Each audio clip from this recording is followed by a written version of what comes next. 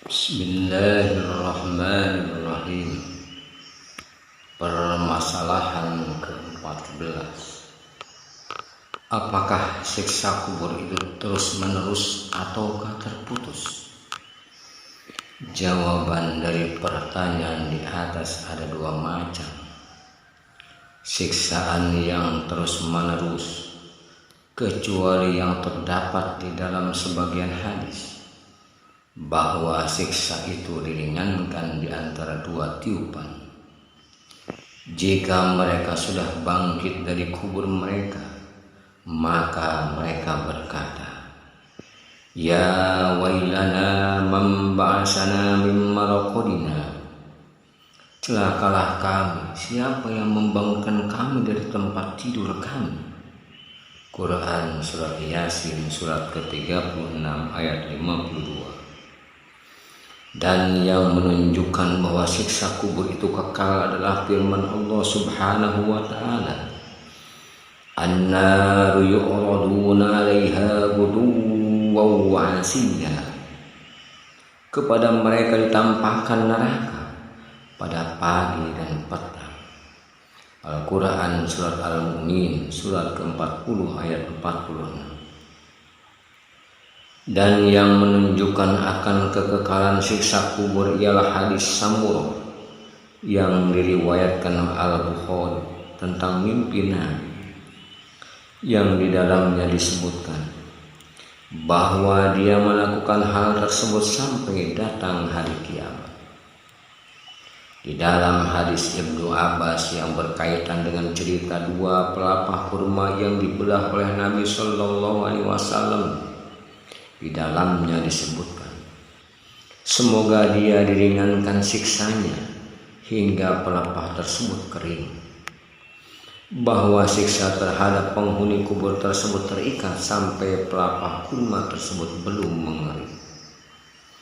Dalam hadis Ar-Rabi bin Anas dari Abi Aliyah dari Abi Hurairah menyebutkan, kemudian didatangkan sebuah kaum yang selalu memukuli kepalanya dengan batu sampai mereka trauma, namun tetap memukuli kepalanya tersebut dengan batu terus menerus tanpa ada jeda waktu bagi mereka.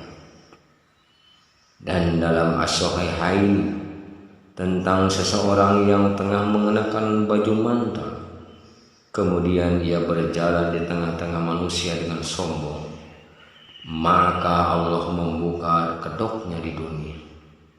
Dia terguncang di atas tanah yang ia pijak hingga hari kiamat. Dan dalam hadis Al-Bara bin Azib tentang kisah orang kafir, kemudian dibukakan baginya pintu neraka, maka ia melihat tempat duduknya di dalam neraka tersebut hingga datang hari kiamat. Diriwayatkan oleh Ahmad dan dari sebagian jalur yang lain.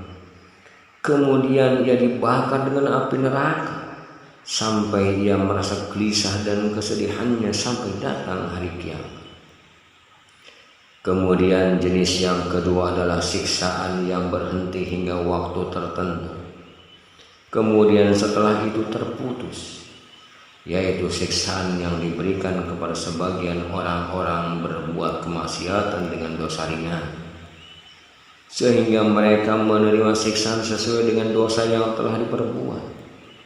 Kemudian siksanya diringankan sebagaimana mereka disiksa di neraka dalam waktu tertentu, dan kemudian dibebaskan dari siksa neraka. Bahwa siksa tersebut bisa terputus disebabkan karena doa, sedekah, istighfar, pahala haji atau bacaan Al-Quran yang sampai kepadanya dari sebagian kerabatnya atau yang lain. Hal ini seperti orang yang meminta syafaat bagi seseorang yang disiksa di dunia, sehingga ia dapat terbebas dari siksaan tersebut disebabkan karena syafaat yang diberikan kepadanya. Akan tetapi ada kalanya syafaat ini juga tidak diperkenankan, karena Allah tidak akan memberikan syafaat kepada salah seorang pun untuk memberikan syafaat kepadanya, kecuali harus mendapatkan izin dari Allah Subhanahu wa ta'ala.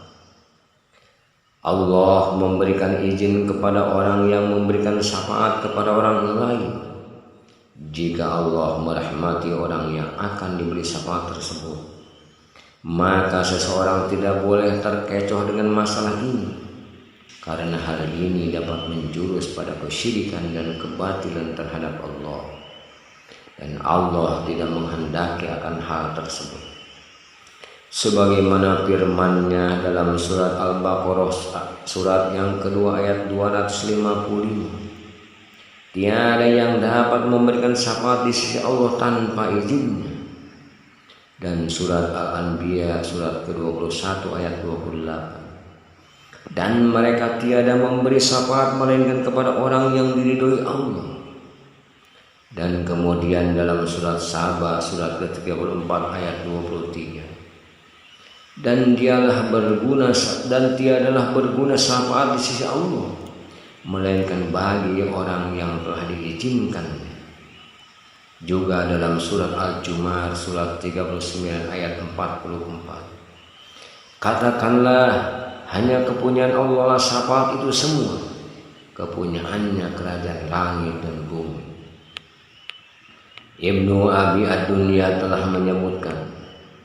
menceritakan kepada kami Muhammad bin Musa As-Sa'id telah menceritakan kepada kami Abdullah bin Nabi. Ia berkata, salah seorang penduduk Madinah meninggal dunia.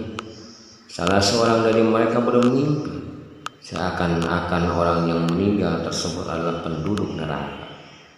Maka ia merasa sedih karena hal tersebut. Tidak lama kemudian ia bermimpi lagi bahwa orang itu adalah penghuni surga. Ada seorang yang bertanya, bukankah kamu katakan bahwa ia termasuk penghuni neraka? Ia menjawab, pada awalnya memang begitu, tapi kemudian dia dikuburkan bersama orang-orang soleh. Kemudian ada 40 orang tetangganya memintakan syafaat untuknya, dan aku termasuk salah seorang di antara mereka. Diriwayatkan dari Ibnu Abi Ad-Dunya dari Ahmad bin Yahya, ia bercerita bahwa sebagian sahabat-sahabat kami berkata, saudaraku meninggal dunia, aku bermimpi tentangnya, dan aku bertanya kepadanya, bagaimana keadaanmu tatkala kamu diletakkan di dalam kuburmu? Dia menjawab, ada seorang yang mendatangiku dengan membawa bara api. Kalau sekiranya bukan karena seseorang mendoakanku, sungguh pasti dia akan memukuliku dengan bara api tersebut. Amru bin Jarir berkata, jika salah seorang mendoakan saudaranya yang sudah meninggal, maka ada seorang malaikat yang akan mendatanginya di kuburnya dan berkata, wahai penghuni kubur yang terasing, ini ada hadiah dari saudaramu yang mengasihimu. Bashar bin Ghalib berkata, aku bermimpi tentang Rabi'ah yang mana aku sering mendoakannya. Maka ia berkata kepadaku, wahai Bashar bin Ghalib, hadiah-hadiahmu datang kepadaku berupa cahaya yang terang dan dibungkus dengan kain sutra. Aku bertanya, bagaimana hal itu bisa terjadi? Dia menjawab, begitulah doa orang mukmin kepada saudaranya yang telah meninggal, maka doanya akan dikabulkan. Doa-doa itu datang berupa cahaya-cahaya yang terbungkus dengan kain sutra. Kemudian doa tersebut mendatangi orang yang sudah meninggal tersebut, seraya dikatakan, ini adalah hadiah dari fulan untukmu. Diriwayatkan dari Ibnu Abi Ad-Dunya dari Abu Abdullah bin Bahir, dia berkata, telah menceritakan kepadaku sebagian dari sahabat-sahabat kami. Dia berkata, aku bermimpi bertemu dengan saudaraku setelah ia meninggal dunia. Aku berkata, apakah sampai doa orang-orang yang masih hidup kepadamu? Dia menjawab, demi Allah, ia datang seperti cahaya yang kemudian menyelimutinya. Masalah ini dengan izin Allah akan dibahas pada pembahasan selanjutnya secara lengkap, yaitu pada bagian-bagian apakah orang yang sudah meninggal dapat mengambil manfaat dari hadiah yang diberikan orang yang masih hidup kepadanya. Wallahu a'lam bishawab.